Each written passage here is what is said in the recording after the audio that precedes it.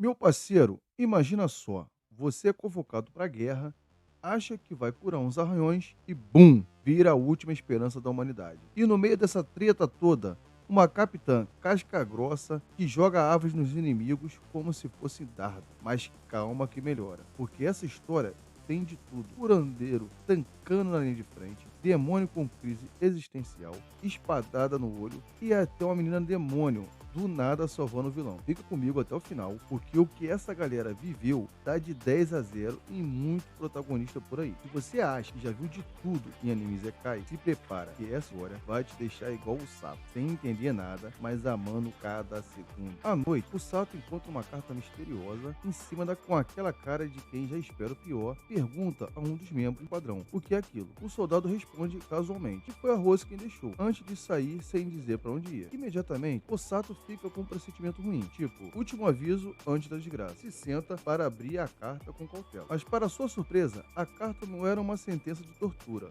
pelo contrário.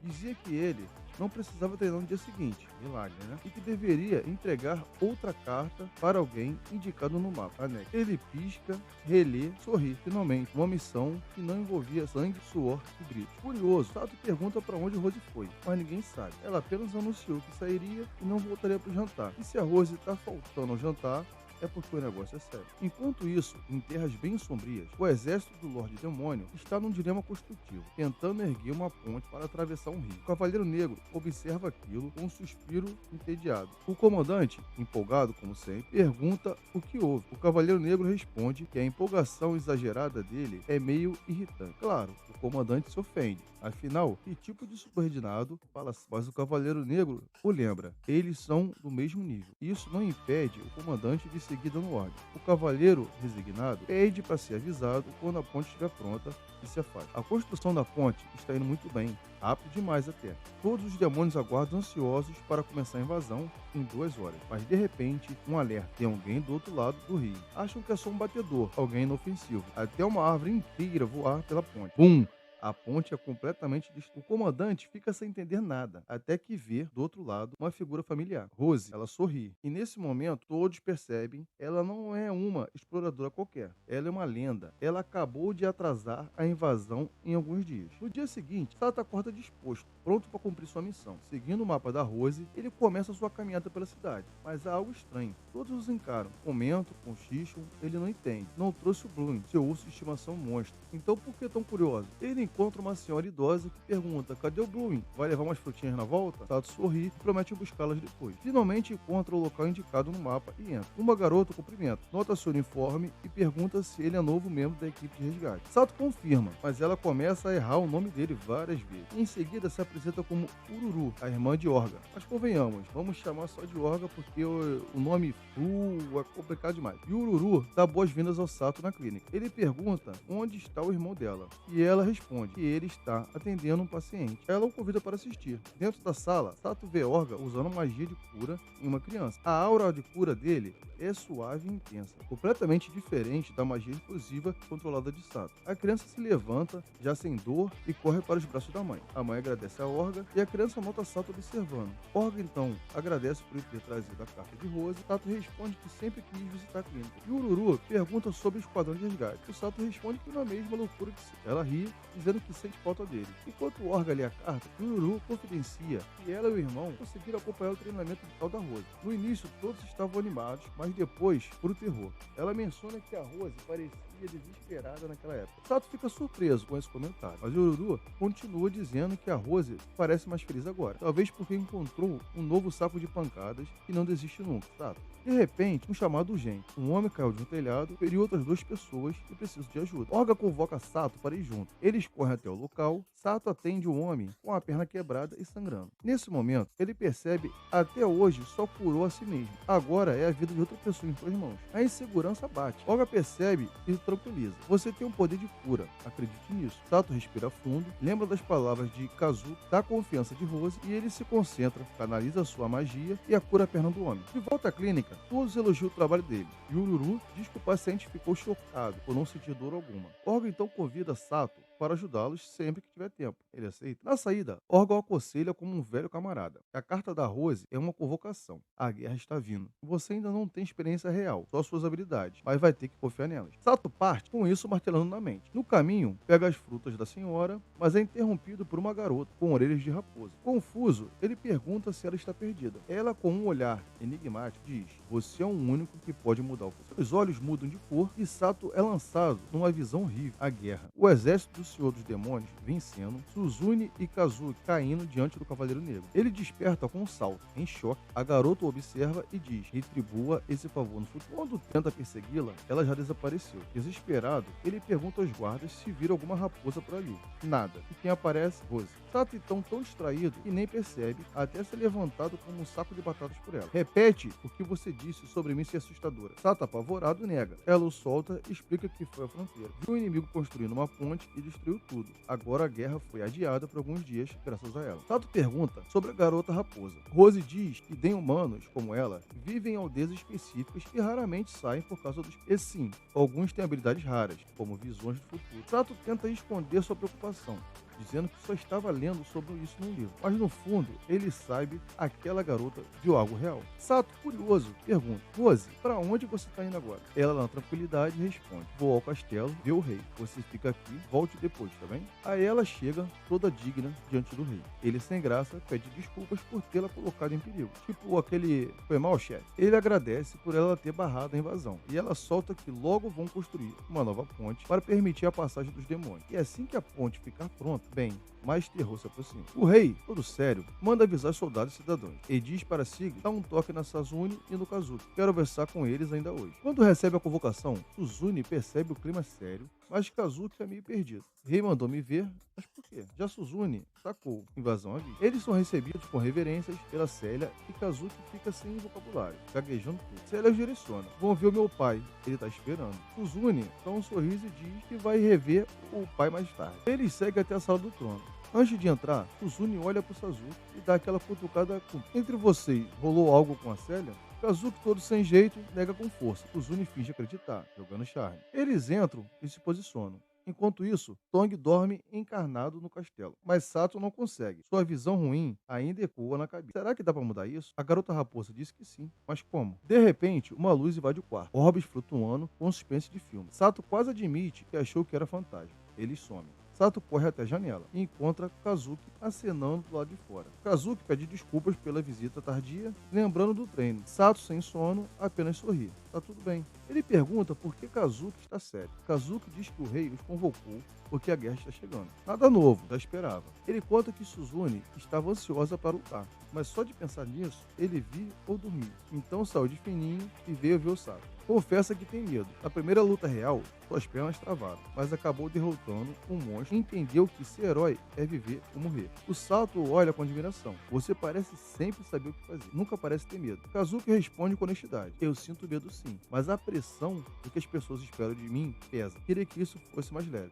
Sato retruca gentil: você não precisa viver pensando no que os outros esperam. Coloca você em primeiro lugar de vez em quando. Kazuki pergunta como Sato se sente diante da invasão. Ele responde firme: vou lutar. Quero salvar o máximo de gente possível. Kazuki se surpreende: você não tem medo? Sato admite: tenho, mas isso não muda minha escolha. Cheguei aqui por acidente, mas conheci gente que me aceitou. Quero retribuir. Ele completa: você também, Kazuki. Você sempre será meu amigo. Kazuki dá um tapa na testa, recupera a determinação e afirma: então vou lutar também, porque você e a Suzune. Ele diz que talvez não seja um herói grandioso, mas vai lutar por amizade. Sato sorri emocionado e os dois selam o pacto num abraço silencioso. Kazuki se despede, feliz e aliviado. Caminhando de volta ao castelo, Sato se sente bem por ter ajudado o amigo. Nesse momento, Suzune aparece e brinca: eu vi seu jeito estranho com o Kazuki. Achei que era uma coisa minha. Sato suspira: Suzune, eu tô morrendo de sono. Ela sorri, surpresa com a calma dele. Eu sabia que ele estava estranho, por isso te segui. Mas vocês resolveram. Sato admite que ainda não sabe se deixar Kazuki lutar é a decisão certa. Suzune sorri e, segurando em seus ombros, diz: olha, eu sou só uma garota fofa, mas se vai lutar, eu quero lutar também. Diferente do Kazuki, Azuki e quer voltar para o antigo mundo, você já decidiu ficar fiz essa escolha há muito tempo. Sato sorri de volta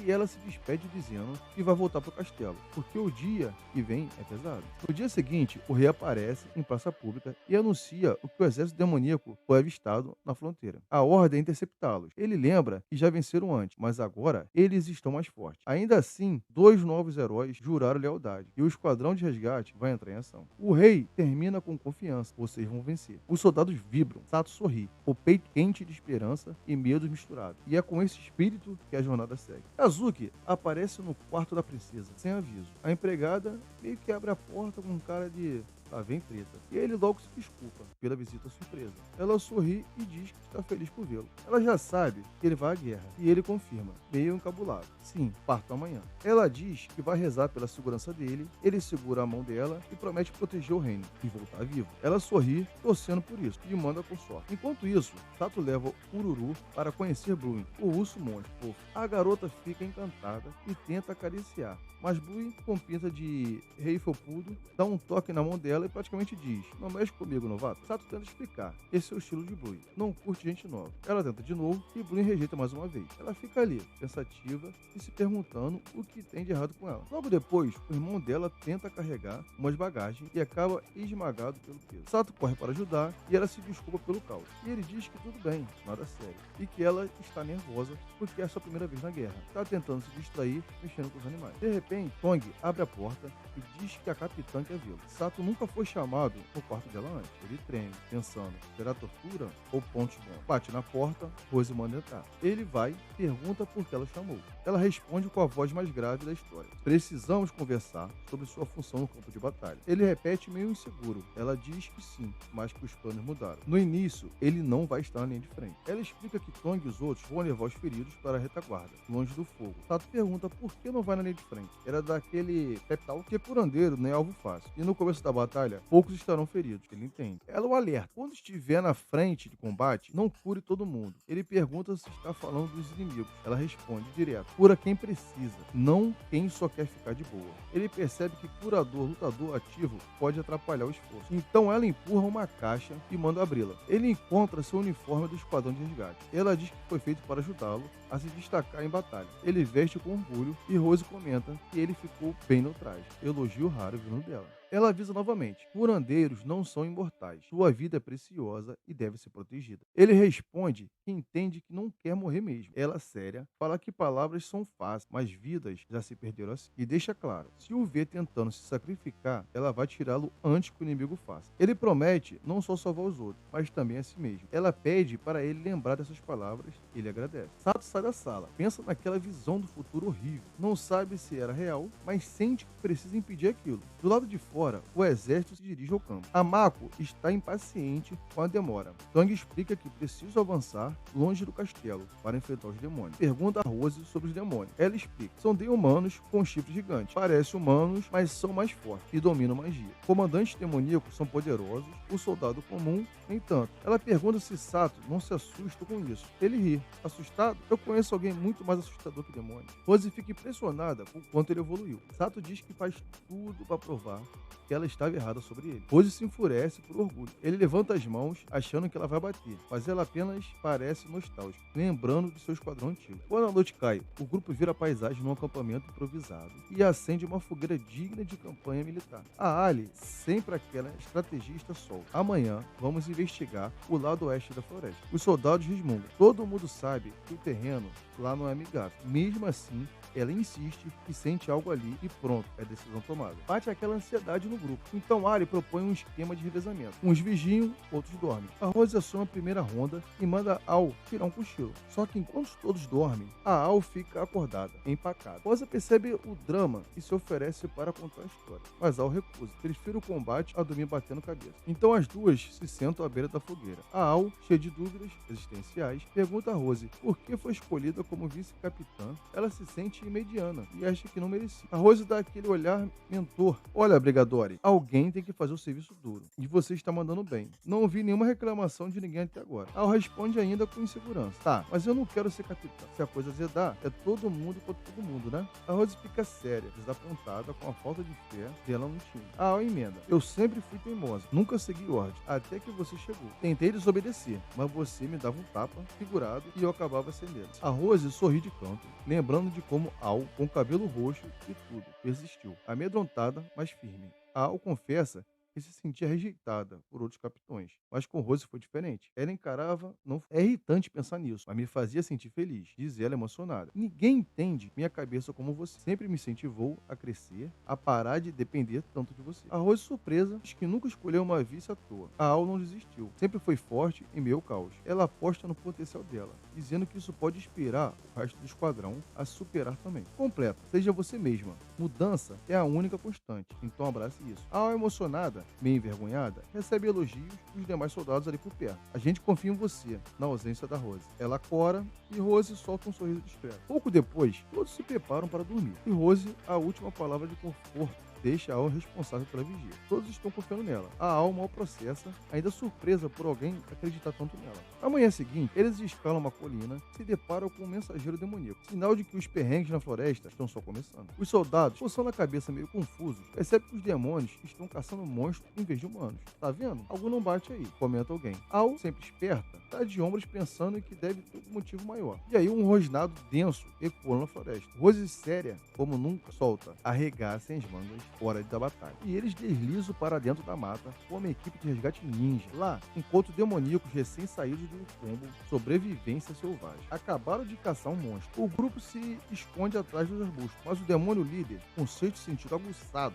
percebe a presença deles e chama os comparsas e pronto, o jogo virou. A Rose dá um soco no ar e sussurra para Al. Ainda fica aí quietinho. Então, ela avança com aquele olhar de comandante placável e pergunta com elegância letal: o que vocês acham que estão fazendo por aqui? O líder demoníaco dá aquela palestra resignada: olha, eu detesto essa missão, mas tem lógica a longo prazo, ok? Rose, impassível, insiste. E os detalhes? Quer me dar um manual? Ele faz cara de paisagem, atravessando no orgulho e responde: você pode até evitar essa luta se sair agora. Rose, nada intimidada, solta um meio sorriso afiado, percebendo que ele sabe demais. A tensão explode quando ele rosna. Então vocês vão morrer aqui. Rose passa a liderança adiante, coloca Al no comando. Sim, ela confia tanto que ama um envio de liderança de última hora e se prepara para encarar o chefe demoníaco. Ele, com aquele olhar brazen de quem já matou metade do reino, solta: apenas um de nós sai vivo daqui. Rose, tão destemida quanto dramática, responde: ah é? Então me arrisca aí. Me tira a vida e parte para a briga. Enquanto isso, Al organiza os outros na surra dos demônios de nível júnior. O maldito manda rajadas de ventos certeiras e graciosas para Rose. Mas ela, tipo dançarino ninja, só desvia e retruca. Chega mais, solta um soco, mas o escudo dele bloqueia. E claro, o demônio fica de queixo caído por ela ter esquivado da magia. E já puxa papo, como se fosse hora do café. Rose dá um zetal e começa, e ela leva um corte. Ops, mas agora se afasta correndo atrás dele. Ele tenta fugir escondido, estilo ninja. Rose achou e com aquela força que nem parece humana, manda uma árvore gigante na cara dele. Ele consegue se proteger, mas ela não recua. Mais árvore, como se fosse jogo de Eglenbeer. Ele atravessa uma, se defende duas seguintes, mas Rose não desiste. O demônio agora é meio tonto, admite. Você é a humana mais poderosa que eu já enfrentei. Então, surpreendendo geral, usa lâminas de vento de ataque. Rose passa de boa e, surpresa da vida, percebe que está usando magia de cura no meio da luta. Ela ataca de novo, ele bloqueia. Ele percebe que ela é um exército inteiro em forma de pessoa. Com respeito, se apresenta: eu sou Nero. Invoca uma espada das trevas, promessa de Batman, apocalíptica, e manda: vou te matar. Rose solta um: então prepara, porque vai levar uma surra antes. Começa então a maior batalha heróica do que vocês imaginaram. Os soldados da Rose ficam achando os demônios fortes demais, mas conseguem derrubar alguns. Enquanto isso, Rose e Nero duelam ferozmente. Ele tenta golpeá-la com a espada amaldiçoada. Ela bloqueia. salta para trás, notando que a lâmina é a maldição pura, então dá seu jeito de ficar fora do alcance. Nero avança com fúria, ela bloqueia e contra-ataca, com um soco poderoso que o derruba entre os demônios. Mas surpresa, ele fica ali parado no chão. Rose, com voz firme, ordena: levanta, demônio. Ele responde com fúria. Ele está indignado. A expedição de caça deu errado. Ver o exército morto não é prazeroso. Então dá um elogio inesperado. Elogia os soldados da Rose pela coragem. Vocês são adversários mais poderosos que já enfrentei. Rose responde com dignidade. Ele a surpreende com a crítica. Os humanos não têm mais heróis excepcionais, poderosos, e ela nunca pensou. Rose reflete: será que os demônios já acharam que tinham vantagem porque pensaram que os humanos estavam sem heróis? E ela admite que sim, mas mudou de ideia. Percebeu que os humanos, como Rose, podem ser os obstáculos para impedir os planos demoníacos. Rose pergunta qual é o plano dele. Nero solta a real. O sonho é fazer a era dos demônios assustados pelos humanos acabar logo. Diz que o rei demônio logo vai aparecer e que será cruel com os humanos, mas misericordioso com os demônios. De repente, Nero fica todo dramático, envolto numa áurea vermelha, digna de cena épica. Isso deixa Rose com os olhos arregalados. Na hora, ele solta: o rei demônio prometeu a vitória. Mas primeiro, eu preciso tirar sua vida para que a paz demoníaca aconteça. E ainda avisa que agora os demônios não têm medo de morrer. Estão prontos para se sacrificar em nome da vitória. Num flash de coragem, um dos soldados da Rose acerta um golpe certeiro no demônio. Mas adivinha? Esses caras são pancada dura. Mal sentem o golpe. Enquanto isso, Nero manda sua tirada sombria. Vamos arrastar vocês para a morte com a gente, humano. Rose quer correr para ajudar seus soldados, mas Nero parte para cima dela com tudo. Um demônio inesperadamente abate um dos seus aliados da Rose. Surpresa geral, e Rose fica de queixo caído. Os soldados atordoados se perguntam como ainda estão de pé, depois de levar casos duros. Os demônios seguem derrubando todo mundo, como se a vida deles não valesse nada. Al tenta acalmar a galera, mas o clima é de pânico total. Rose percebe que não vai conseguir salvar todo mundo a tempo. Nero então solta a bomba: eu preciso virar um demônio de verdade para te vencer. E ainda força os próprios soldados a tirarem a própria vida. Formidável, né?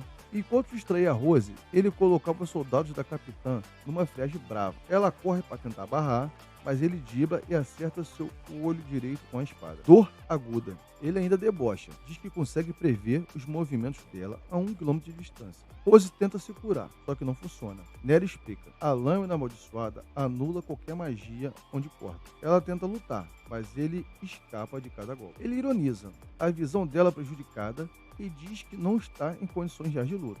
Rose sente que perdeu, está quase entregando os pontos. Aí, do nada, Al se joga na frente e leva o golpe no lugar dela. A Rose fica sem ar ao ver. Então ela olha ao redor. Seus soldados estão todos no chão sem vida. Lembranças invadem sua mente. Promessas de lutar ao lado dela, a fé de que ela poderia curar tudo. E ela não conseguiu salvar ninguém. Rose se pergunta por que Al não correu para salvá-la. Mas Al, com aquela serenidade triste, responde que achou que Rose nem sobreviveria se tentasse. É nesse momento que Rose percebe com dor. Confiou demais nas próprias habilidades e falhou. Nero, mantendo o clima sombrio, diz que nunca esquecerá as perdas de ambos os lados. Para honrar isso, pretende acabar logo com ela. Mas Rose, decidida, empunha sua espada carmesim e isso o surpreende de verdade. Ela gira rápido e confere um soco poderoso no rosto dele. Nero cai de joelhos, Rose disparando.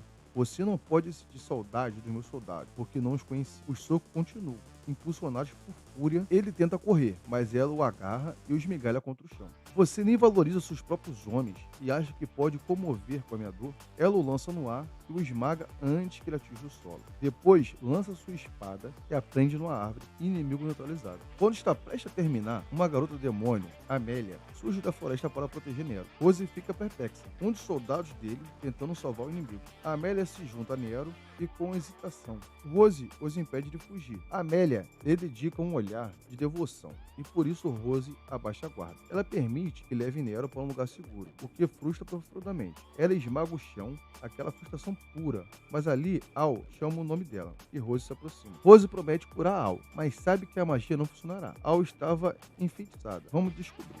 Diz com convicção quando tenta falha. Al sorri e responde que não se arrepende, teve honra em lutar ao lado de Rose. Rose, com voz embargada, diz que não quer deixá-la ir. Al sussurra que se orgulha de servir Rose e de ser vice-capitã. E quando Al morre aos braços de Rose, ela se sente completamente devastada por todas as vidas perdidas. Algum tempo depois, Rose retorna ao trono e informa ao rei sobre a ascensão iminente do Rei Demônio. Explica que as caçadas que pareciam aleatórias, na verdade, têm relação com a ressurreição dele. Com o relatório concluído, ela faz um pedido inusitado. Gostaria de ser dispensada de suas funções como comandante do batalhão. Realmente, é isso que você quer? Pergunta o rei. Não me sinto mais digna de ser cavaleira. Ela responde com humildade e dor, e sem olhar para trás, deixa o salão do trono. O rei, de longe, vê Rose mancando ao sair da sala, e o drama todo estampado na expressão dela. Aí rola uma cena digna de quadro. Um casal clara os olhos e interrompe perguntando se ela é a Capitã Rose. Com firmeza e um quê de vergonha, ela confirma. Então eles dizem, nosso filho estava sob seu comando. Era o nome dele. Rose sente o peito apertar, recorda dele caído, em vida. Com voz embargada, ela confirma a tragédia e assume. Sinto muito. Foi minha culpa. Mas, surpreendentemente, o casal agradece. Disseram que, graças a ela, conseguiram ver o filho pela última vez. Ele era um delinquente, mas ao se juntar ao esquadrão dela, mudou. Ficou inquieto, animado, fez coisas boas. Isso derruba Rose de emoção. Eles dizem que se sentem em dívida, porque mesmo que seu filho tenha partido, teve uma morte digna. Rose engole seco e segue adiante. Voltando à base, lá vê as flores plantadas por seus soldados, seus pertences espalhados e o coração. Um mês depois, Sirius aparece, porque sabe que o rei também... Rose pergunta o motivo da visita real. Ele responde, eles vieram ver se você não vira demônio também. Rose bota um sorriso, talvez não seja tão ruim. Sirius, amigo firme, a encoraja a sair dessa tristeza. Ela pede que ele não se preocupe demais. Ele encara o curativo em torno do seu olho e comenta que parece estar cicatrizando. Rose explica que a maldição foi temporária. Ele questiona por que ela não tentou curar o olho direito. Ela responde que preferiu carregar a cicatriz como lembrança dos seus pecados. Ter perdido os soldados. Ela não buscou a própria morte porque Al se sacrificou por ela. Agora ela não sabe por quem ele está vivo. Nem sabe se quer vingança contra ela. Mas, pensa bem, percebe que não pode viver presa à dor. Decide tirar um tempo e clarear a mente. Vai para a sala de jantar e senta sozinha. Tenta relaxar, mas escuta as vozes dos soldados quando abre os olhos. Vê uma ilusão, todos eles reunidos em volta de uma mesa, felizes e comendo juntos. Vê isso a entristece ainda mais. Ela se acha frágil. Imagine isso, soldado. A Suzune provavelmente daria sarro. Al chegaria e diria algo como: aceita que tudo muda e siga em frente. E pensando nisso, vem à mente a última conversa que teve com Al na floresta. Al perguntou se Rose lembrava do que disse naquele dia. E Rose não lembrava. Então Al confessou: você é a capitã e todos respeitam. Nesse momento, os outros soldados aparecem e com ternura dizem: chega de tristeza, capitã. A gente lembra do que você foi. Rose percebe que tinha se perdido na dor. Esqueceu que seus soldados sempre avançavam junto com ela, mesmo com lágrimas escorrem, mas ela promete: essa será a última vez que demonstrar. Me perdoe e eu prometo não ficar parada. Assim que diz isso, Al some e Rose finalmente se ergue. Ela jura que será a capitã que todos admiram. Com um suspiro profundo, Rose finalmente arranca o curativo do olho, como quem resolve remover um band-aid que já sabe que dói. Mas é hora de encarar a verdade. Ela já sabe o que precisa fazer. A guerra contra o Rei Demônio está chegando. E ela tem certeza de que muitos soldados vão pagar com a vida. Então decide criar uma organização com uma missão clara: salvar vidas. Ao invés de ver gente se sacrificando, ela conclui que vai precisar de 5 companheiros, incluindo 2 curandeiros, e alguém com a mesma garra e jeito dela. Não precisa ser só um curandeiro de plantão, precisa de alguém que corra no campo de batalha, enfrentando tudo, sem desistir. Se ela encontrar esse tipo de pessoa, acredita que consegue manter todos vivos. Com essa ideia firme, ela se volta para Sato num murmurinho emocionado: estou feliz de ter encontrado. Sato quase cai da carruagem de tanta surpresa. Ela, espertíssima, pergunta por que ele ficou tão abobalhado. E Sato responde: nunca recebo elogio, muito menos de alguém como você. Rose sorri. Percebe que ele não sabe o quão valioso é. Com ternura, diz que não pode substituí-lo por qualquer curandeiro.